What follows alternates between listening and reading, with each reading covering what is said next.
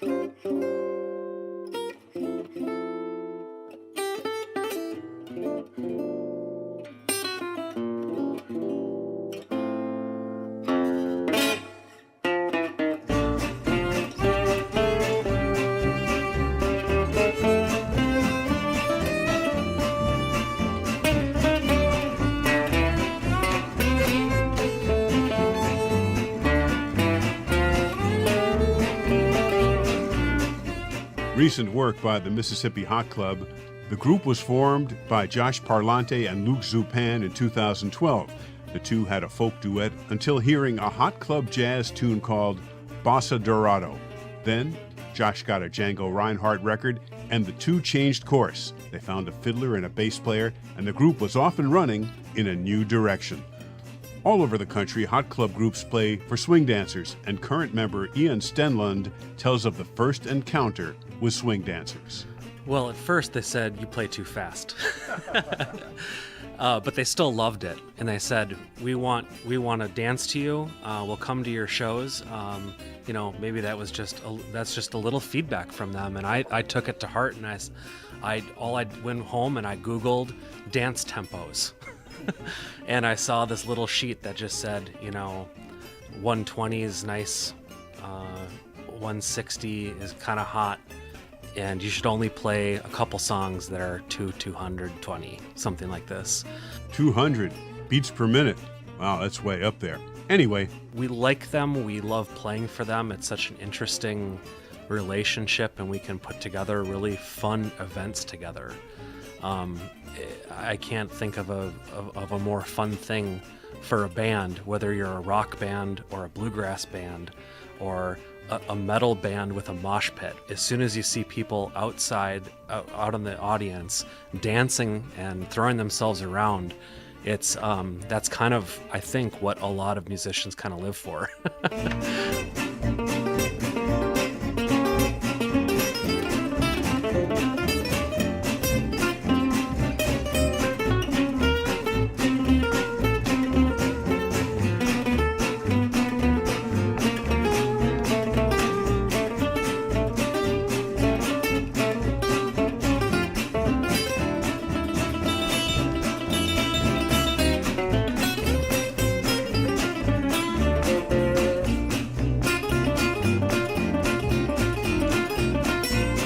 Josh, we'll see you in my dreams is a number you might play for swing dancers, but then you might be at a festival and people will get up and dance, but they're not the committed swing dancers. They just like to move. And you might play a tune like Indifference. Well, what's it like with that kind of a dance crowd? One of the grand differences between the two is there's expectation or there's not. At a festival, for example, people don't generally have an expectation of what you're going to do because they might have no clue who you are. They're just perusing different artists and there for different reasons, versus a choreographed event with swing dancers where there's an expectation where people are going to dance, right? So at a festival, when you're just playing however you kind of want, you're playing to an audience and people start standing up to dance.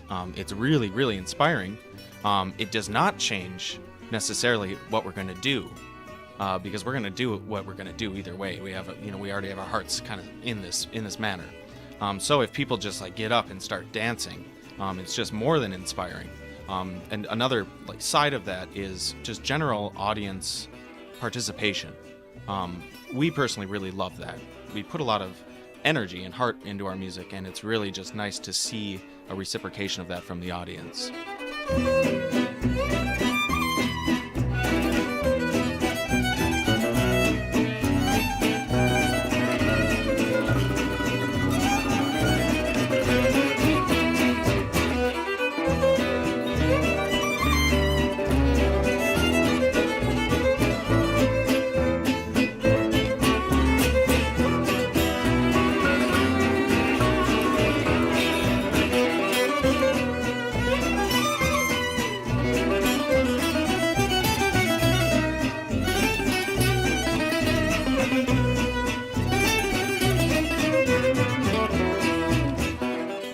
Is this string jazz, gypsy jazz, still popular?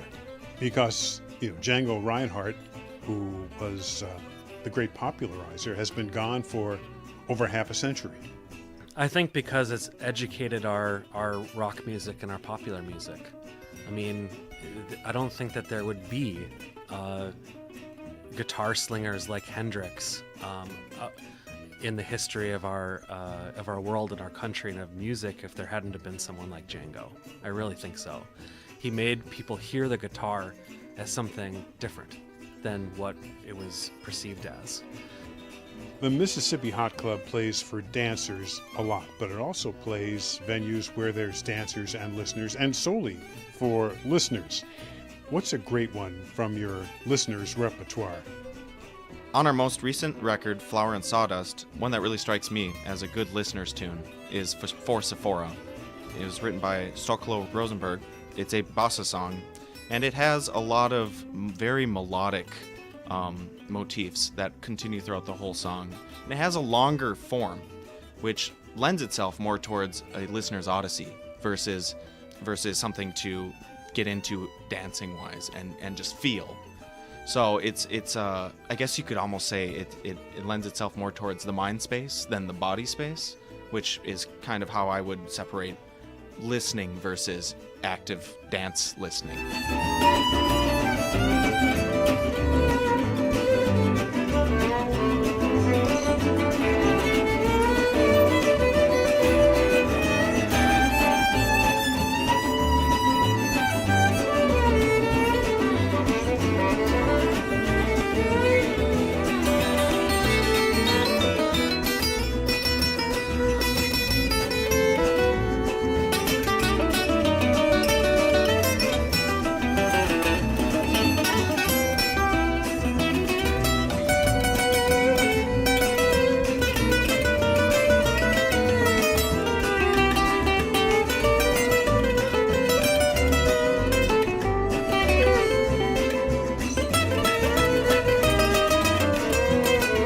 The Mississippi Hot Club plays for dancing, for listening, at venues large and small. Web address MississippiHotClub.com, also available on Facebook. This program is made possible by the Minnesota Arts and Cultural Heritage Fund. Phil Nusbaum speaking.